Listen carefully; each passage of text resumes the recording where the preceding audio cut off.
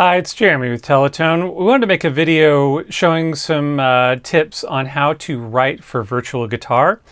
You may be like me, and the thought of writing guitar parts on a keyboard doesn't sound that inspiring to you, but we are here to help, so let's jump on in. So the first thing I want to say, and I mentioned this in another video, is don't default to just using your sustain pedal for everything. There is a place for it, but try to see what you can get away with without using it. On a real guitar, you have one hand that might be doing either strumming or finger picking, and then you have the other hand holding down the chords. And there's only so many of these notes that are going to be able to ring out at a time before they start muting each other or before you're moving hand positions. So I would recommend trying to hold down the notes that you can. Let me just give you a demonstration.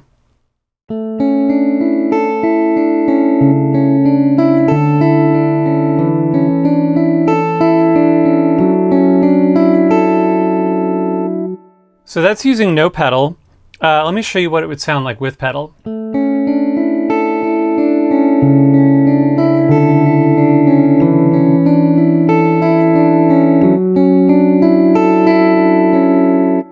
I mean, it's kind of nice, but also it doesn't sound very realistic because there's not a great chance that all of those notes would actually be able to ring out consistently when you're playing. So try to hold them down if you can.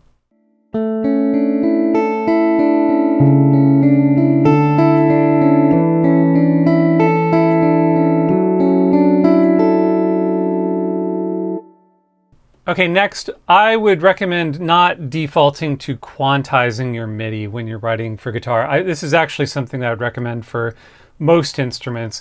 I'm not a huge fan of quantizing like a performance that's supposed to sound realistic.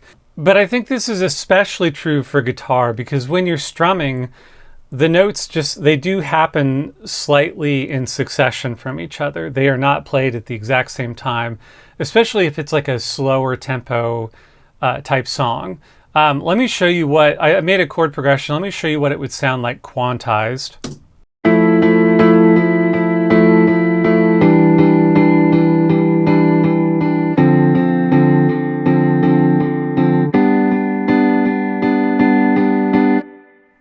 It's not the most realistic sounding thing, both because all the notes are played exactly together at the same time, but also because the timing is just a little bit too perfect.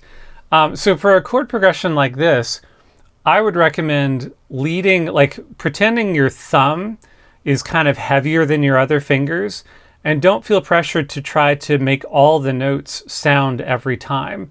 Just, you got a really heavy thumb, and then just kind of let it plop down and let the other notes happen when they happen naturally.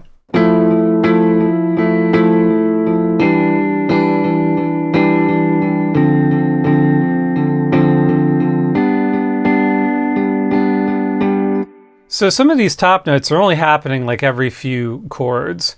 You know, if I was trying to play it traditionally like you would a keyboard, it would sound more like this.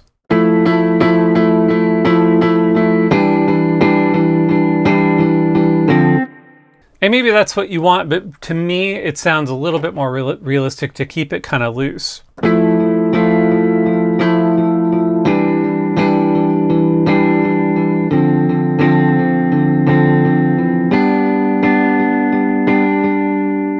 Because the guitar, it's kind of a messy instrument to begin with. Okay, next. I would recommend, when you can, trying to stay away from really traditional voicings of chords. So if you're playing a C, instead of just playing C, E, G, or for F, playing F, A, C, I would try to make more complex chords, and it's not actually as complicated as you might think.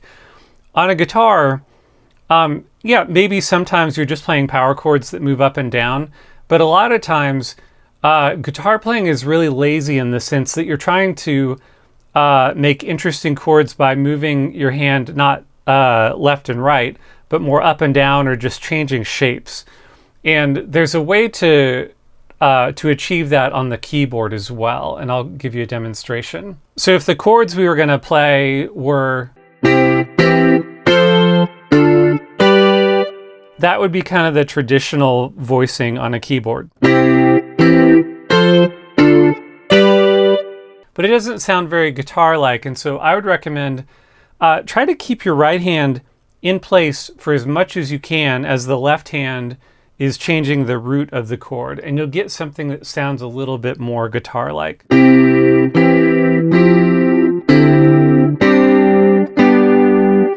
I'm going to go ahead and turn on the ARP for this and show you what this would sound like, keeping the right hand in place as long as possible. So watch my right hand while I'm playing this.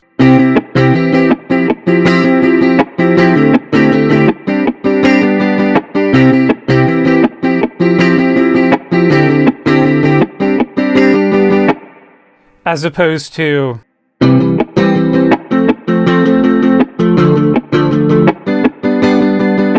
it just sounds a little bit more like a guitar when we make those more complex and dense chords. Okay, the next one, use the rest articulations in the ARP, which I already have this pulled up, but let me turn these chucks off.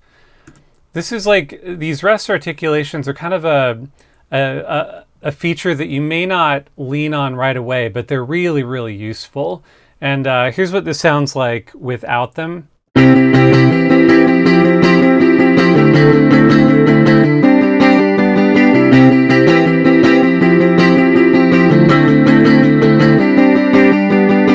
And that's fine, but there's not a whole lot of rhythm to it. Putting these chucks in really makes a pretty big difference in just adding a little bit more rhythm to it and realism.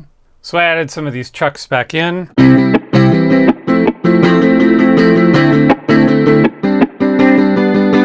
So use these rest articulations to your advantage, and then along with that, use this chord strum and humanize as well to just make it sound a little bit less robotic. You can loosen this up, and then the chord strum is going to take your chords and just spread out the timing slightly. So we can turn these up.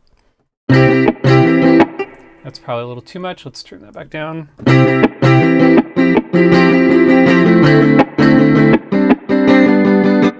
So that can be really useful inside of a song.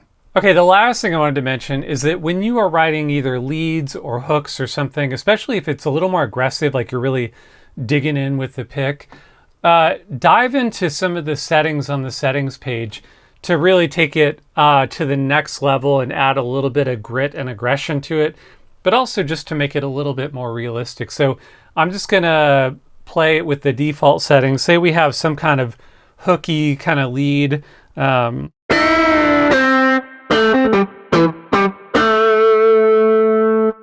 Let's see how we can take this and then make it sound a little bit more real and also just have a little bit more edge to it.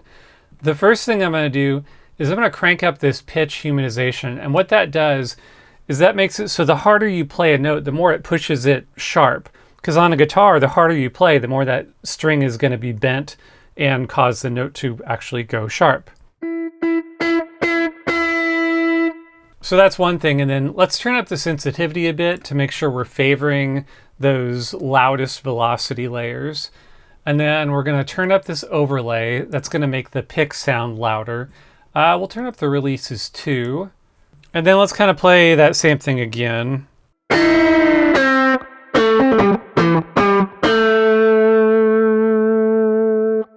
And so it just adds a little bit more aggression to it. And then I have the mod wheel attached to the vibrato for that last note.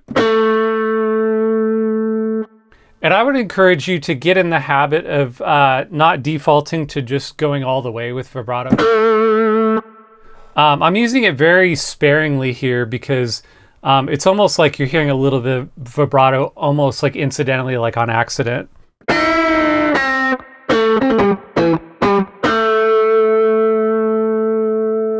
There's exceptions to everything, so don't feel like I'm creating rules for you. You do whatever you want. You write however you want to. But if you're kind of getting stuck, feeling like you're not exactly sure how to write guitar on a keyboard, I hope those are some points that would be useful to you.